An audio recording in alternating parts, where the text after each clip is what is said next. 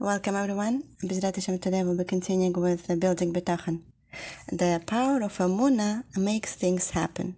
Strong, heartfelt Emuna arouses a special hashgacha that leads to mercy and salvation. No accusation can stand against such Emuna. As Mipi Hasidim in the name of Rab Michael of Zlochev, Zachren Evrecha, says that even when the gates of Shamayim are closed against Tefillah and the concealment of Hashem is very great, there is an additional wonderful solution. The power of Emuna, which shatters all barriers and silences accusers and harsh judgments in Shamayim. Reb Chaim Volozhiner, Zachem Evrecha, stressed the importance of laser focus on Emuna in challenging circumstances. We can see it in these two stories. During World War II, Reb Yecheskel Abramsky lived in London. One day, as he was presiding over a Din Torah, German bombs began falling nearby. Rabbi Abramsky did not move. He lifted his eyes to Shamayim and said, Rebbeinu Shalom, the posuk says, children of men take refuge in the shadow of your wings. I sit here, adorned in my talis cotton. Have compassion on me and protect me. Indeed, he was saved.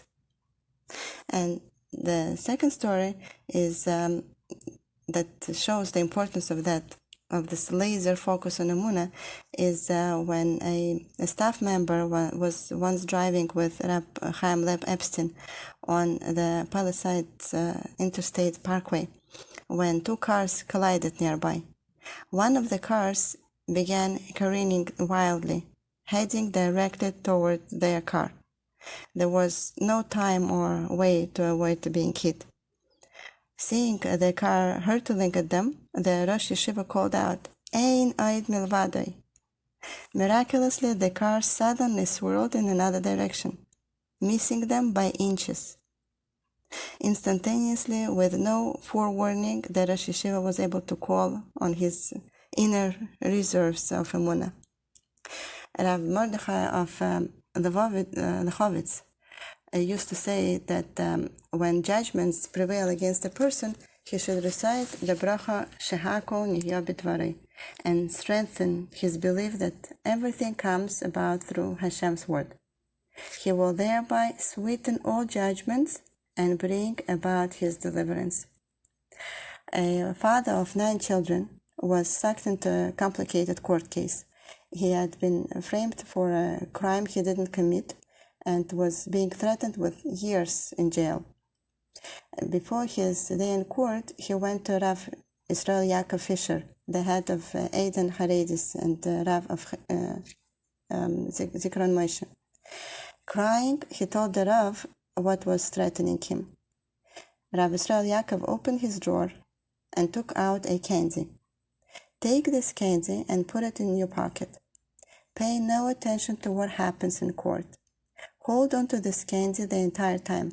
When the lawyers finish arguing their cases, I want you to take the candy and say the bracha Shehakol Nihya B'Dvarei. Think about the simple meaning of the words. Everything, without exception, is supervised by Hashem. The thought process of the judge and his final conclusion. In the merit of your Emuna, Hashem will bless you with success. The man carefully placed the candy in his pocket. Per Rav Fisher's instructions, when the moment came, he reached for the candy and closed his eyes. He uttered Hashem's name while focusing on his transcendental mastery of the universe. He was concentrating so hard that he didn't hear the prosecuting attorney ask the judge to sentence the man to 12 years in prison. He was oblivious to his lawyer requesting that the sentence should be no more than 3 or 4 years. The judge declared a recess. The man kept his mind fixed on Hashem's benevolence and love for his children. The lawyers were surprised that the recess was taking so long. The judge returned to the courtroom an hour later and declared, the defendant is accused of a serious crime, but there is a major discrepancy in the testimony of the main witness. Therefore, I declare the man not guilty. If a person trusts in Hashem to provide all his needs, then Shamayim fulfills all his requests. A man was moving to Florida to begin a new job. He was having a tough time selling his home in Rochester, New York, because property values were dropping rapidly due to a local economic downturn. After 4 months on the market, the house hadn't even had one potential buyer. The man happened to attend a series of shiurim on Bitachon, delivered by Rabbi Shaya Cohen of Priority One, and was so inspired that he came home and told his wife, "I have decided to have Bitachon that the house will sell. You'll see, we are going to get a phone call." He made his proclamation on Sunday afternoon, but Sunday night came and went without his expected call. The phone stayed silent through Monday as well. Genuinely surprised, he picked up the phone and called his real estate agent. He asked her, "Had anybody been inquiring about my house?" "Oh yes, there was somebody interested, but your asking price is too high for them," she said. Since he had purposely set the price a little high to allow for negotiations, the man agreed to drop the price and his house sold immediately. He had made sure to check his watch at the moment he decided to place his trust in Hashem. He asked the broker if she remembered when the buyer came over to see the house. She did.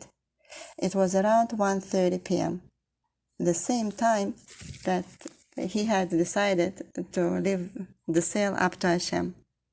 Turning his eyes skyward, the man blew a kiss into the air.